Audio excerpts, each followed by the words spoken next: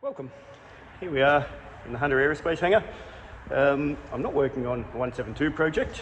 It is still in there behind that 172 and very much still a work in progress. But I've gone off on a different tangent and decided that because of the ADSB rebate that's out at the moment, I'm going to put an ADSB transponder and GPS into the Scout. So I've set up a bit of lighting, make things easy to see. Now that it's a little bit darker early, and basically what we're going to do is this old transponder's coming out. The UHF is going to come out as well, just never use it, which then also means these selector switches can go. And the new transponder GPS, which is a GTX 375, is going to fit there, and also going to put a G5, so the square ones, the square little displays in there where the air vent has been, and going to reposition the air vent down just a little bit lower than where it currently is.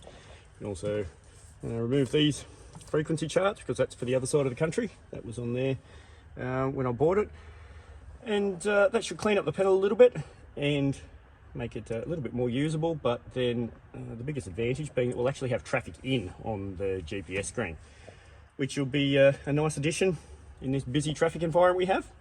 So let's get stuck into it.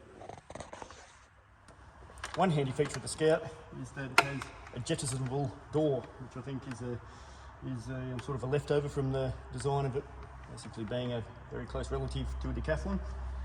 So we can just pull the pin, which sounds very official, and turn the handle, and door is off.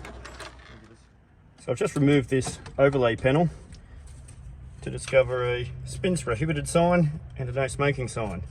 Well, that's a shame. All this time smoking a pipe while spinning it. Oh well. Oh, here it is, the unit itself. Whoa. Look at all these bits. I'm sure Jacob will know what they are and what they do. Which is good because I don't. Oof, look at that.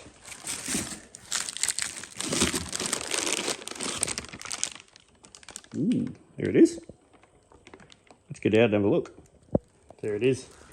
Always satisfying opening a new avionic box, if avionic be the singular term for avionics.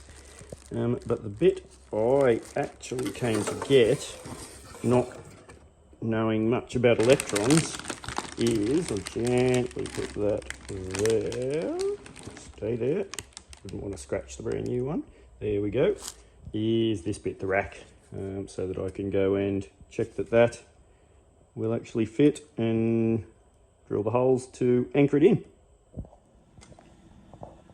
Well, it's something o'clock in the morning, and I'm going to call it quits for the evening. That's as far as I've got. Got the whole panel out, which is there, so that I can paint that. Got the new radio GPS stack partly fitted. A couple of bolts in there just to see how it's all going to fit. And then the panel, which we took off earlier, is going to fit over that. But that'll need a few modifications made to fit. Only so far dropped one screw under the floor, which still means I've got to pull the belly off to be able to do a good FOD check. All the instruments still mostly attached there, ready to put back into the panel once it's painted. We'll reconvene tomorrow. So it's out tomorrow, and decided instead of cutting or modifying this panel to fit the extra room for the 375, decided to cut it roughly to shape based off the old one as a template. I've drilled some of the holes, pinned it, and now that'll let me fine tune the shape of it, sand it down, and make sure it's the exact size outside, and then inside that'll be a little bit taller, and that won't exist, that won't exist, and those holes won't exist either.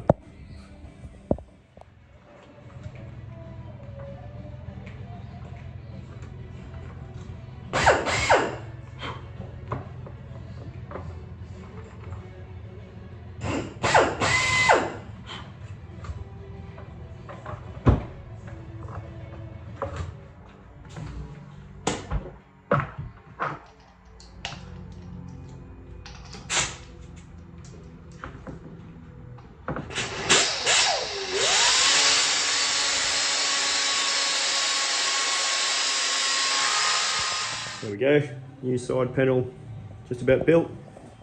Only thing left to put in is the Hobbs meter, except that was in a slightly not ideal spot with it sort of hitting the structure behind, so I'm just going to remeasure that, move it down by a couple of mil, give it a good sand, and clean it up and paint it.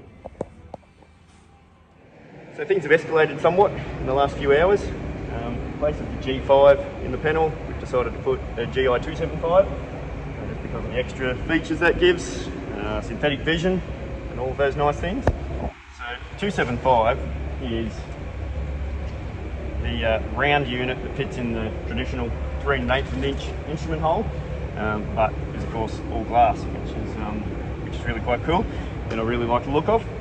As part of that, we have to fit a magnetometer, which is why the aeroplane has been levelled, and the magnetometer has to be sitting within 3 degrees of how the aeroplane would be sitting in flight, so that's why I've got to get it level first, and I've just installed that down in the tail.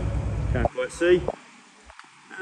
Jacob has spent an awful long day wiring everything up, so the GPS is just about ready to slide in. It looks like a bit of a kerfuffle at the moment, but I promise you it all makes sense to an avionics person, which is why it looks awfully confusing to me. What we've also done today is, if you excuse the half-finished 172 project, we've painted the panels. The new panel I built up earlier, painted black, so the whole panel will be black, which will be pretty cool, I reckon, with the black instruments. So I'm going to call it quits for the night, and Jacob's going to do a little bit more wiring in the morning, and get a few of the last bits put in, and just about ready to put back together. So in the next video, hopefully, we'll see it fly with all its new gear. Thanks for watching, and I'll see you in the next video.